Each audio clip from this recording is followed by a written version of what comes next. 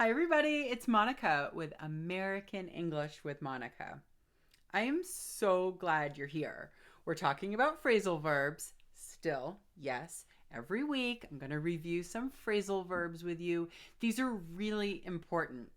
When you're studying English and you start listening to native speakers and reading and watching videos, you will hear phrasal verbs. So it's important to know what they mean. Today, I have three phrasal verbs to share with you. They're similar, but they're different meanings. And if you're studying business English, you need to know these. Okay? These are the three: step down, step back, and step away. Now, there's more than one meaning for all of these, okay? Multiple meanings. And I've told you that in other videos with phrasal verbs. But I'm talking today for the professional purposes in business. If you need to step down from a job, or step back from a job, or step away from a job, I want you to know the difference in the meanings. Okay, you just heard the preposition, it's from. So if you have to step down from something, what does that mean? Do you know? It means you need to resign. You need to stop. You need to quit. You need to leave. This is a permanent change in your life. I need to step down from this job. I need to step down from this position, from this board, from this volunteer group. You need to step down. It's a very nice way to say to quit or to resign. It's a kinder way of saying it. Instead of telling your employer that you need to quit, it's very nice to say, I need to step down. Okay? So we're going to put to quit, resign, but I want you to understand, out of the three, this is the one that means you are never coming back. You're stopping.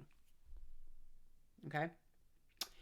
If someone says, I need to step back from this group or from this job or from this activity, okay, preposition from.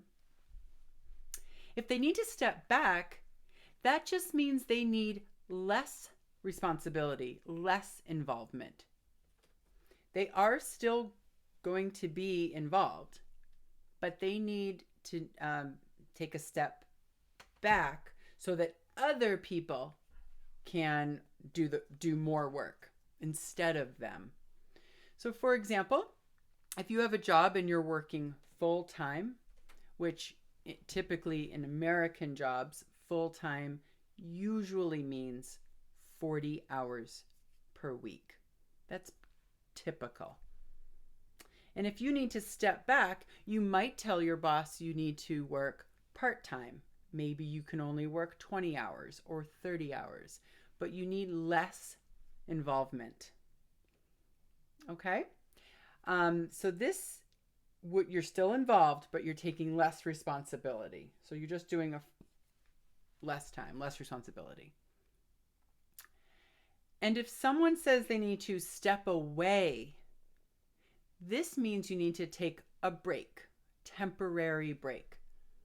I might just need to step away from my desk for an hour to take a phone call, or I need to step away from a job for a few months so that I can care for a family member, or maybe you need to step away from a position to go to school for a year. Whatever the reason is, sometimes people step away temporarily from something. It means you are coming back eventually. Usually people step away temporarily and then they come back. Sometimes they don't. Sometimes they step away and after a few weeks or months, they realize, I need to step down. But I want you to know, when you first tell someone you need to step away, it's a temporary change. Temporary. Okay?